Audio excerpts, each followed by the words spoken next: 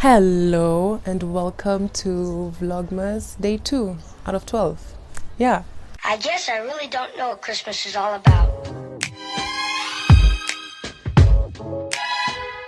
So this one's going to be a bit different. I'm going to be doing a Crochet 101 where I share tips and tricks that I have picked up along the way that have helped me in my learning process, crochet learning process.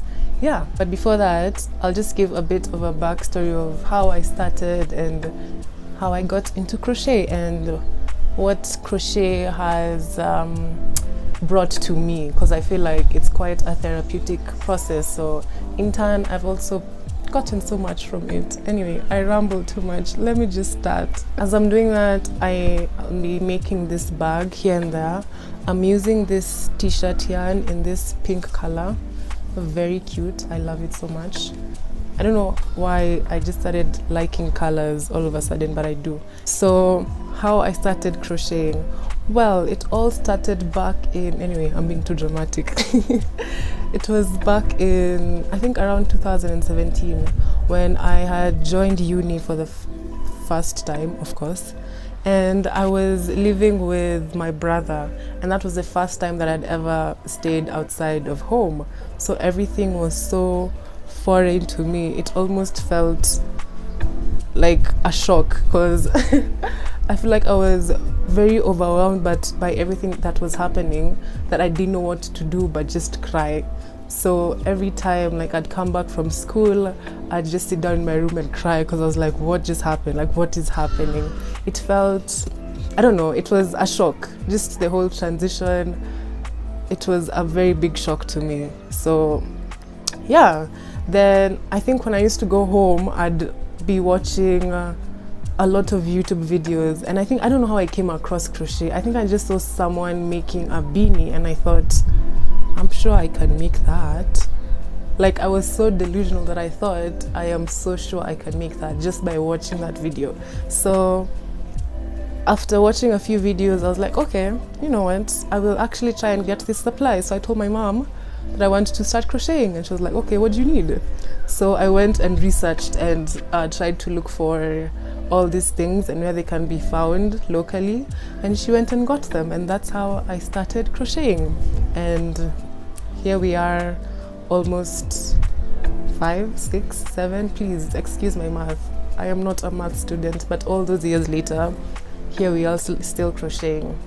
I hope I did not ramble too much, but that's basically how I started crocheting, to help me with all these overwhelming feelings, basically for my mental health. And it helped so much because in turn it also helped me with my self-image, because I also had, I don't want to say had, but struggled with body image issues, and through crocheting things for myself, it kind of helped me be comfortable. I don't know how to explain it, but basically it gave me confidence through the things that I was making for myself.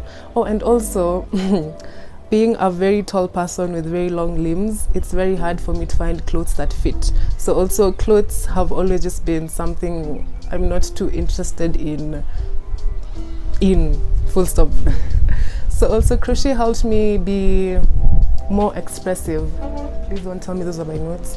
Be more expressive, and also, I guess, love myself more through making pieces that I liked to wear and pieces that made me feel beautiful. So it was like a kind of a full circle moment.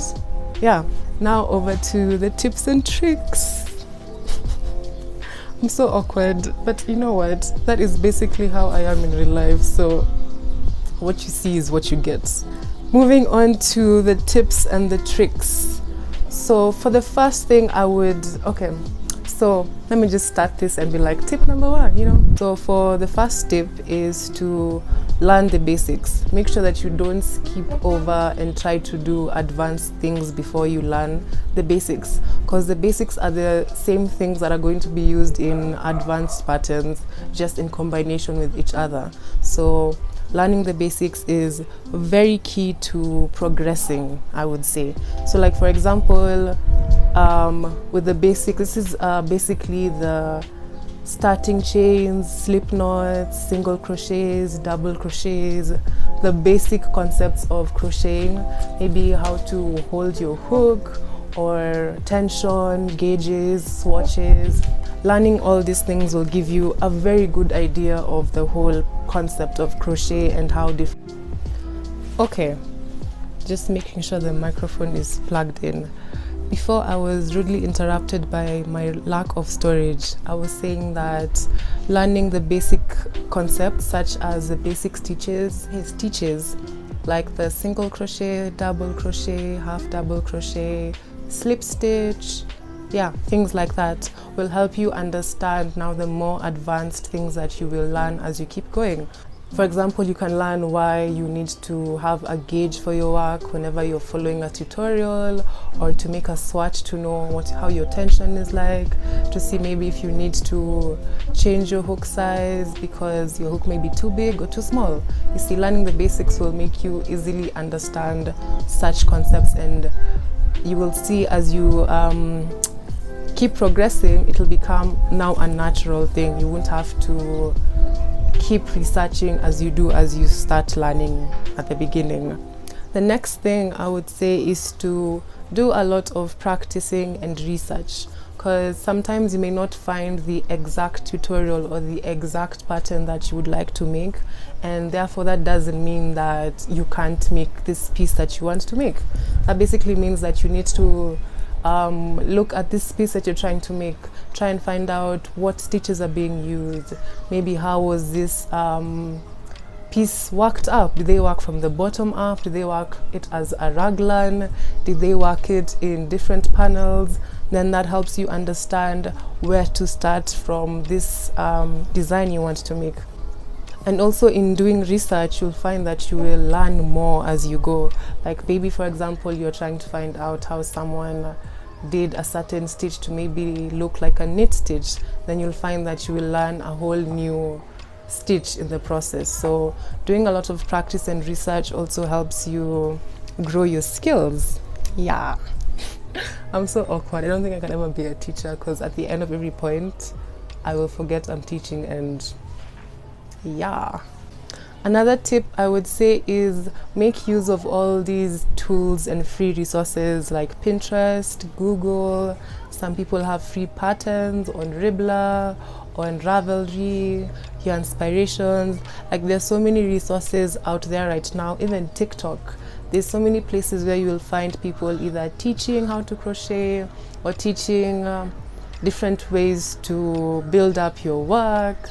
Basically, you'll find a lot of resources. This also helps you avoid depending so much on tutorials or depending so much on someone showing you how something is done. You can then understand how this piece has been made and do it yourself. You don't have to now always fully rely on patterns, because all these tools have everything you need. For example, if you have Google Lens on your phone and you have a pattern that you'd like to work on and you don't know where to start, Google Lens can help you find a pattern. It's like a reverse image engineering type of thing. I don't know how to explain it, but I've used it before and I found even the dimensions of the piece that I want to make, which is so cool because that saves me all the research myself. Like I just needed to find the image and then understand where I need to search for the pattern I want, and I found it and I made it, and it was so fulfilling. So for the next thing is like, don't be afraid to make mistakes and also work at your own pace. So in the process of learning, you may find yourself wanting to finish more or to achieve more than you actually can, but honestly it's never that serious. No one is going to fault you for having your own pace of crocheting, or no one is going to fault you for redoing your work 3 times. That's your process and that's how things are. So embracing those mistakes, or also embracing the process, or even just crocheting rather than only focusing on the finished product, helps a lot overall. It'll be good for your mental because you're building up the patience to do things, and also improves your concentration because then you're, can I say forced? Because then you're more inclined to pay attention to what you're doing to avoid the mistakes you keep making, or to learn from the mistake you keep making in case you missed it the first time. So yeah, be patient with yourself. Don't be in a hurry to try and finish so many pieces. And for what? Crochet is also meant to be a form of slow fashion. So trying to mass produce things, handmade things, that then goes against the whole entire process of crocheting. So don't be in a hurry. Make those mistakes. Crochet your panel 3-4 times until you get it. But there's no hurry, is what I've come to learn. Like, the faster I've tried to do things, the more mistakes I've made and the more stressful the whole crochet process is, which then made no sense. So just be easy. And then finally is to rest and stretch. In between your crochet, wow. In between your crochet sessions, make sure that you're stretching your wrists, like you can do a few stretches. Make sure you're stretching your wrists just to prevent getting injuries or getting, how do I say it? Like your arms, your wrists start paining. And for what reason? Because I crochet too much. That shouldn't be a reason for my wrists to be paining. Anyway, yeah, make sure you rest, stretch, and hydrate. Yeah, so I hope that all these tips in a way help you in your crochet learning process, and that you also enjoy the process. It's a nice activity to get your mind off of all the things that are stressing you at the moment and immerse yourself into this art form where you're making yarn into a piece that you can wear, like a functional piece. And to me, that's so cool. Like, it's almost like I'm a magician. Like, how did I do that? It's my secret talent, just like that. Anyway, so that is it for this vlog. I hope you enjoyed it. Wow, right in time. The wind has come to chase me away, and I will see you when I make another video. Bye. Isn't there anyone who knows what Christmas is all about?